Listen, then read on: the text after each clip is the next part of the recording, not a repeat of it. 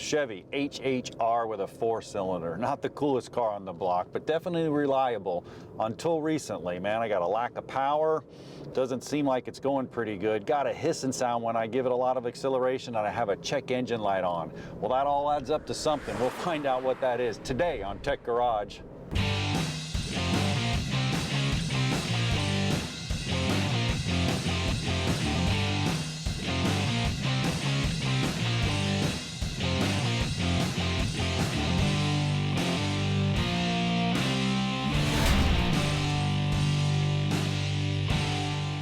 Welcome to Tech Garage, presented by rockauto.com. Well, we scanned our HHR a little bit earlier, and we had a code P0036. Now, what's a 0036? That's a heater circuit code, and that P means it's a powertrain. The 0 means it's generic, and then that 036 is actually the code. So we're dealing with the heater circuit on it. And how do we know that? Well, we took our Rock Auto scan tool here and we scanned it, and we got that. That was the first part of the diagnostics. Now, what do we need to do? Well, we got to go right to the schematic. That's obvious. We have to understand what we're dealing with. And an oxygen sensor really sniffs the oxygen or sniffs the lack of oxygen, but there's also another part to it, and it's right over there. Under here, you can see the actual heater portion of it. Now, the heater portion, that controls the oxygen sensor and gets it up to temperature so it works quickly. We have a problem with that. Now, that's a lot simpler than dealing with the whole oxygen sensor, because you can see 12 volts is coming up and the computer's grounding it. It wants to heat up the oxygen sensor. So the test, well, really simple. Take a look at this. Disconnect the sensor, ignition on, test it at terminal D down there, and we want to see 12 volts down at that sensor. If we see 12 volts down at the sensor, man, dead to rights, we got a bad oxygen sensor heater circuit. Now, we also had a couple other problems with the car. It was running rough, it was hesitating, lack of power, and even hissing. It just seems like it just won't go, no power at all. So we need to check out all those diagnostic codes, and we'll do that. Brian's getting underway. Let's check in with him. Well, John gave us some very, there we go, significant information there. So we talked about an O2 sensor code. That's what he scanned. But not just a general O2 sensor code, a heater circuit specific code. That means a lot, because now you don't have to do as much exploratory surgery. We all know there's multiple things that can throw an O2 sensor code. Heater circuit's big, because what I've done here, we need to validate the test, as he mentioned, at 12 volts, the key's on in accessory mode. We should have 12 volts coming down to this O2 sensor. I've intercepted the connector here. I'm going to get a test. Hey, John, if you give me a hand here. Yeah, absolutely. I'd like to test this and make sure we've got 12 volts coming down. All right, well, I'll take the ground right here. Go volts there for us. I think I got a good ground for you. Okay, I flipped out the volts. We ought to see, 11.3, 11.4, 11.6, something like that. What do you got? All right, yeah, we're about 9 volts. We're dropping. The key's been on for about an hour or so, but we're dropping. But that's voltage. That's what we want to see there. It's voltage coming down there. So clearly, the O2 sensor is bad. Now, one more tip. Make sure you're using the right wrench to get these out. This is one of those rare ones. You probably could use an open-end wrench, but don't. You don't want to mess up the wiring harness, and actually ones that are hard to get to are great with this 90 that we got from Rock Auto. So I'm going to get this guy out. But you had other symptoms you were talking about too. Absolutely. We had that lack of power, we're giving it gas, and we got this hissing sound. I mean, it's a classic symptom of a clogged catalytic converter, and that kind of explains also maybe why that heater circuit's getting burnt up. Now, we can run a couple of tests. We'll look inside a cat in a minute, but we can run a couple of tests, one of them being a vacuum test. You can go up under the hood with a vacuum gauge, hook up a vacuum gauge, run it to 2,500 RPM, and see if the vacuum gauge starts dropping, because what's happening, if I can't get the exhaust out, I can't create vacuum in the cylinders. But since we're taking the oxygen sensor out down here, we're just going to run a back pressure test, and that's pretty cool. We actually have a back pressure gauge we're going to hook up, and you'll see it in a minute. But we need about 1.5 pounds of pressure on the idle, and then 3 if we're up about 2,500 RPM. I'm suspecting the way this thing's hissing, we're going to have some back pressure issues here. Yeah, and that's common. It's high miles and it's old, right? Yep, it's got 75,000 miles. Doesn't seem like too high a miles, but you got the ethanol and the fuels and all kinds of things going on with the catalytic converters today. I'll take a look inside in a minute. That's actually going to start to deteriorate them a lot quicker. So, okay, John, we're in. All right, now we have an assistant up in the car. Go ahead and crank it up. Oh, this is perfect. So what we're actually looking at here is it's actually starting to go. You can hear the back pressure. Holy mackerel, it's coming out the thing. Yeah. You can see it's starting to build back pressure, and that's exactly what I'm feeling when I'm driving. We're way up there in the idle. You can shut it off. So it looks like I'm replacing not just the O2 sensor, but this whole guy right here. Absolutely. You know what? I'm going to go ahead and take this. I got a cool demo to set up that actually shows you how these work. Yeah. I'll get that set up in the catalytic converter as well. You get that off while I do that. Perfect. Sounds good. So this isn't too bad. There's just going to be 4 bolts for this system. Get this off. And you got to be careful down here. Now it's warm, but it's not terribly hot yet. You get these 2 bolts out and get us going. And we'll replace this whole downpipe. The Rock Auto stockroom has what we need back there, and it comes as one piece. Again, these catalytic converters, they can break down and clog up and create all kinds of issues. So the hissing was a real big symptom, and kind of the rough idle that he was experiencing. Those are all telltale symptoms that you've got something going on inside the cat. They are designed to wear out, so it's common. And if you've had it happen, you know it can be sometimes no fun and a little bit expensive. All right, I'm gonna leave one nut on here so we don't drag that tail down. Get a big extension to go all the way up in here to the back of the block access. I want to get these 2 started and get this whole system coming down. Hey John, show us what it looks like inside a cat. Well, our back pressure test revealed that we had a clogged catalytic converter. In true Tech Garage fashion, we cut a couple open so we can understand what they do and how they work. But first of all, what do they do? Well, they take in the gases that the car burns, all the emissions. That's what a cat's all about. And you can look at it right here on this animation. First thing we're going to take in is CO. That's carbon monoxide, and it changes that to carbon dioxide through a chemical reaction. Then there's HCs, which is hydrocarbons. That's raw gasoline. Takes it into the cat on this side. Out comes H2O, which is water. And then there's the oxides of nitrogen, the NOx. Now it takes that into the catalytic converter, and it comes out as oxygen and nitrogen. Kind of separates it. Well, how does it work? Well, the front of the cat's broken down into palladium and platinum. That takes care of the COs, and it also takes care of the HCs. And the back of the cat, that's usually the rhodium, and that takes care of the NOx. And you can see one right here, and the failure that's going on with our cat. This is a good illustration. Right here, you can see the front chamber. This is a honeycomb. It's not too bad, but as we start cut through these layers, you can see what's called thermal meltdown of a catalytic converter. Either gases are getting in here, something's going on that we talked about. You can see it's almost all clogged up right here, and it's shot. It starts to wear out. Well, what's a good cat supposed to look like? Well, check this one out right here. Here's a good honeycomb. I can pop that out. This is a brand new illustration. Now you'll notice there's 2 oxygen sensors on the cat, a front and a rear. That's important. All right, my front one is a pre-cat. The one past it is a post-cat. Well, what's that all about? Well, they're looking at it. We're going to talk about oxygen sensors a little bit later. But what they do is they make a signal. And when they make a signal, it's rich, lean, rich, lean. That's how an oxygen sensor works. And if you look at this illustration right here, we're looking at the pre-cat. It's going rich, lean, rich, lean, rich, lean on the top. And the back, the post-cat's nice and smooth. It kind of took care of all those gases. So the oxygen sensor is saying, hey, I'm good to go back here. It's diagnosing the catalytic converter. Now, on the other hand, that's a bad catalytic converter. You see what's going in? Rich, lean, rich, lean, rich, lean. And that second oxygen sensor, he's going rich, lean, rich, lean, rich, lean as well. That's not a good thing. That means the gases are passing right through it. He's reading them just as much as they're coming in as they're going out. That means that your catalytic converter is bad. And that's how the car actually monitors the catalytic converter. Now ours is clogged. It's time to replace it. Brian's tackling taking out the whole catalytic converter and downpipe. Let's see how he's coming along. Okay, got it loose. Back this guy down out. It's warm, not terribly hot. Make sure you take care of this O2 sensor harness right here. Get it out. That's the good one. There's the old one. There's the clogged cat. There's the mess. New one's going in just a minute. Stay with us on Tech Garage, brought to you by rockauto.com.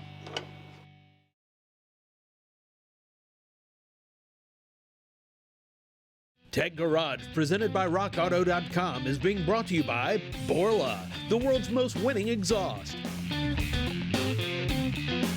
Evapo Rust, super safe rust remover. And by rockauto.com, all the parts your car will ever need. Welcome back to Tech Garage, presented by rockauto.com. Now, what is an oxygen sensor and what does it do? Well, check it out. I got a pretty cool illustration right here that'll show you. It sniffs oxygen. That's what it does, either oxygen or a lack of oxygen. You can see over here we have 21% outside in the oxygen content, and then on the other side we have 18. Well, there's not a big difference. That means that there's a lot of oxygen in the exhaust and not a lot of fuel. you can see there's a number of electrons are the same. We're not producing much voltage. The computer says, hey, that's lean. On the other hand, I have 21% oxygen in the outside atmosphere, and we only have about 10% in the exhaust. That means that there's a lot of fuel there. So with that lack of oxygen in the exhaust, there's an excess number of electrons on the outer orbit out here, and inside you see there's less. That creates a potential difference and makes a voltage. That voltage makes a rich condition. So what is it doing? Rich, lean, rich, lean, rich, lean, and I can show it to you right here in action. Here's the two oxygen sensors the car's running, and if you look right here, you can see that first one switching rich, lean, rich, lean, rich, lean. That's what it's doing. High voltage, low voltage, high voltage, reporting to the computer. The computer's delivering the fuel mixture. Bam, we're getting good fuel mixture. Over on the other one, well, it's pretty steady. Remember earlier we looked at that postcat? Everything's going well right here. If I drive it rich, well, it stays down there, or I drive it, it's gonna switch. It's really that easy. You know what? This is a good look at it, but better yet, Brian needs to get ours fixed. Let's check in and see how he's coming along. Okay, making good progress here. Just a little shot of PB Blaster on all of the studs and the nuts, just to give me every break I can possibly get to put this whole thing back together. Now, we've got the whole new CAT system assembly from Rock Auto. I've got the first upstream O2 sensor in and torqued down, brand new connector. It's really important to use a quality O2 sensor. Use an OE style when you replace these. These are from AC Delco, top quality stuff. The wiring harness is right. It's not universal. You can rest assured that all the pins will line up and everything will do what it's supposed to do. You also notice there's some anti-seize on that O2 sensor. It's the right amount. It's easy to get too much. It's easy to get not enough. They've taken care of that for us. We're going to work it down in here while we've got the new assembly right down on the bench, and it's easy to work on. Rotate the wire as you go. Once again, use the right O2 sensor socket. It makes this so much easier. I'm going to snug it down. I'll go back and I'll do this again once we get it up in the air and fully mounted, but that's snug enough.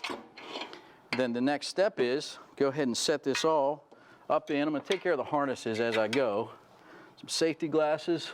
I'm going to hit a stud up here, give me a little advantage.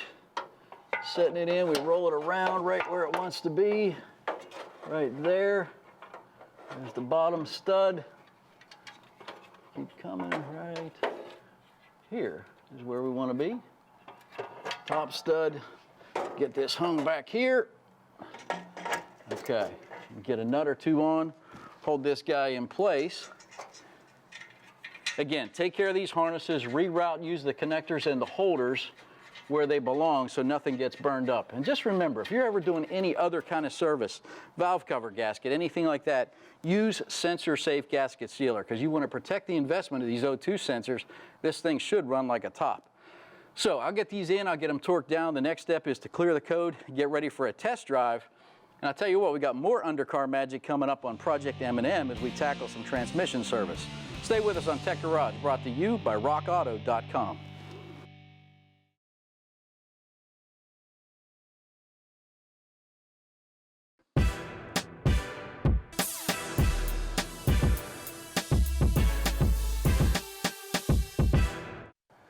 Welcome back to Tech Garage, presented by rockauto.com. Well, the Project M&M, the Mercury Makeover's back, as well as Tom is. Tom, hey man, we touched every fluid in this car, minus the transmission and the differential. Today we're going to tackle the transmission fluid. Good idea? Good idea. There's a filter, just like the crankcase has a filter, the transmission has a filter, and you need to change that, and you need to change the fluid. Yeah, and this is going to be a big old job. I mean, I'm not going to lie to you.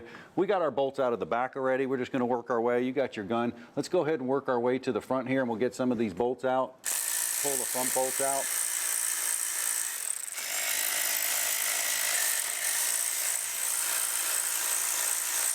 All right, you're down to one. You ready to take a bath?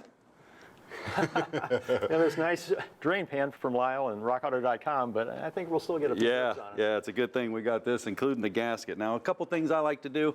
I like to match up the gasket, make sure it's going to work prior to draining it, and also there's a filter inside of there. You'll see that in a minute. So go ahead and get your bolt, Tom. I'll kind of hang on to it. I brought the enforcer in case we need it, but it doesn't look like it. Look at that. There it goes.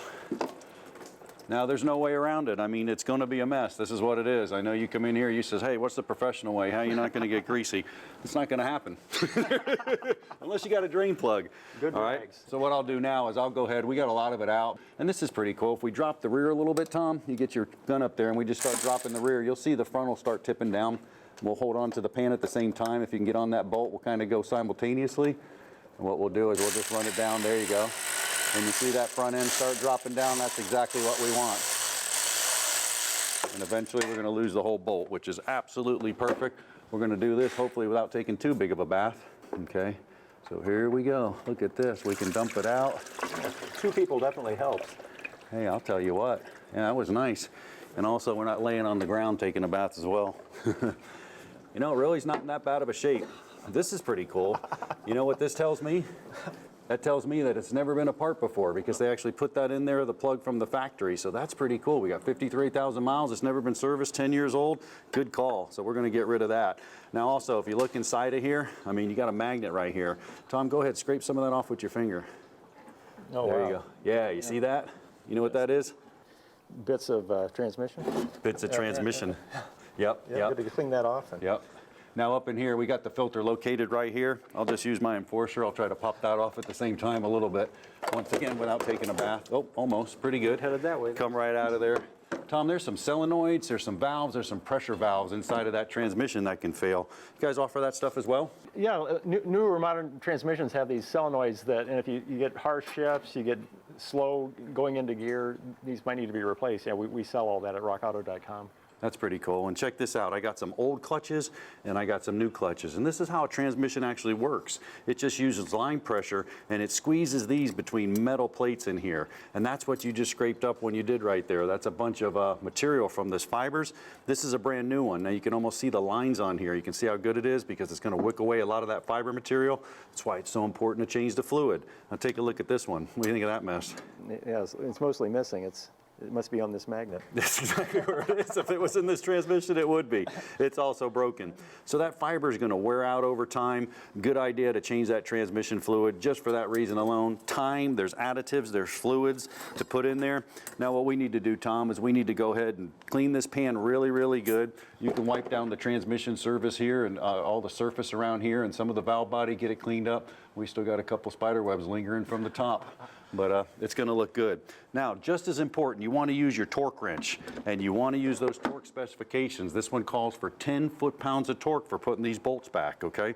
Because we got our gasket, it's made out of a material. We don't want to crush that and have any leaks, and then we're going to go up top. We're just going to fill it, warm it up, follow the manufacturer specifications for checking that transmission fluid.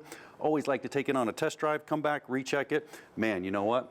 What are we going to look at today on the computer? Well, often if you get a major transmission work done, or you do it yourself, or you have a shop do it, they'll recommend replacing the radiator. And you're like, well, hey, that's not connected to the transmission. Well, in many radiators is the transmission oil cooler. And if you get particles like this too much, there's no way to really clean that out. It gets clogged up. And for a rockauto.com newsletter, we actually cut one open so you can see how narrow those passages are and why it is a good idea to replace the transmission oil cooler and the radiator if necessary at the same time. And you guys are stealing ideas from Tech Garage. We got a lot of cool cutaways. Check out that newsletter. Matter of fact, let's check it out on the computer. Okay. Now we went ahead and changed and serviced our filter and our fluid on our project M&M, the Mercury Makeover. But Tom, you mentioned under the car, I mean, there's other problems. I mean, once those clutches wear out, it's all over the place. Right, that material circulates throughout the system, and you'll often be told to replace the radiator at the same time as your transmission service. And the reason for that is the transmission oil cooler is part of the radiator, and there's really no way to flush it out. For the rockauto.com newsletter, we took a 93 Ford, we cut open the radiator, took out the transmission oil cooler, which at first glance looks like a big tank. Wow. But then you turn it and it's hollow. And here we show the transmission fluid actually just circulates between the inner and outer wall of this tube. Right. And if you've got any kind of grit, it's going to be stuck in there. There's no way to wash it out. I'll tell you what, the video question of the week, it's a good one. You don't want to miss it. Stick around. We'll be right back with more Tech Garage right after the break.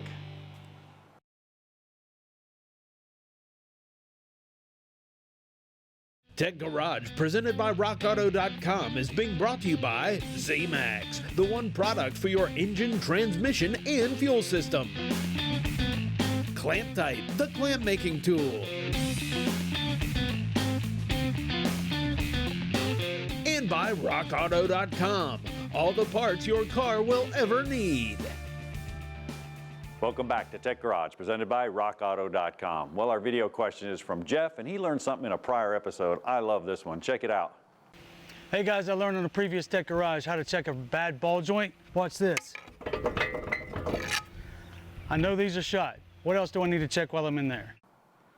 Cheers, Jeff. You paid attention. That's exactly how you're supposed to check that ball joint. Now, here's what you're actually doing. Yeah, we need to recap how to check a ball joint. And if you look at the graphic right here that we have, you can actually see it's all about the load-carrying ball joint. Now, depending on your spring location, if your spring location's in the middle like ours is, then you want to put the jack on the lower control arm and jack up on it. Why? You want that ball joint to be free, Brian. We don't want any tension on that. That's so right. Then you would do that like you was doing, same as Jeff, Yep. and you're looking for any movement. Now, if your spring's up on the top up here, that changes the whole thing. The load-carrying ball joint becomes the top one, so we need to free that up. In order to do that, you would place your jack under the frame. So that's hugely important before you're checking it, and you can even see putting a little wedge in there so you free them up, or there's tension on them and they're never going to move. No. Now, Jeff's question, he says, what else should he look for? Oh, man, there's all kinds of stuff in there, Brian. Absolutely, lots of stuff. Shock mount, make sure there's no brokenness in the shock, no fluid leaking out. Upper control arm bushings, you'll see and feel play on any of your checks if these guys are worn out as well. Absolutely, and if you turn your wheel and you're looking inside there, Jeff, you know, you got an opportunity now to look at all the sway bar links. These things go bad all the time. Your suspension, your tie rod ends. You also have bushings in here on the lower control arm, the upper lower bushings. Heck, you got it in there. You got the wheel off. You're doing all the checks. Go ahead, check your rotor, check your brakes. Man, it's, you know, 40% of the problems are found with a visual inspection just looking. Suspension, there's no science, man. It's pulling, tugging. Yep. Just, you'll see some All movement. it costs you is just a little bit of time and a good flashlight. You know what? Mechanical things are designed to fail at some point. We learned that on the Catalytic Converter project today. Even though there's a lot of technology inside today's cats, they fail. They get burned out. And we showed the replacement process, how that all works, and the test drive was great. That thing's running really well. It is. You know, I wasn't the coolest guy in town driving around in an HHR. But listen, I had a little power. The four-cylinder went a little faster than it did before. But you know, we're out of time for today. Yeah, and you weren't all that cool to begin with. So, hey, come see us on Facebook, YouTube, and Twitter. We love hearing from you guys. Keep the questions coming. Yep, you know, it's time to hit the road, Jack. But we will be back next week. Oh, I should have spent that money on singing lessons. You were right. You should have. We'll be back with more Tech Garage, presented by rockauto.com. See you next week. Production assistance for Tech Garage is provided by Chipola College, located in Marianna, Florida. Founded in 1947, Chipola was recently ranked as one of the top 3 community colleges in the United States.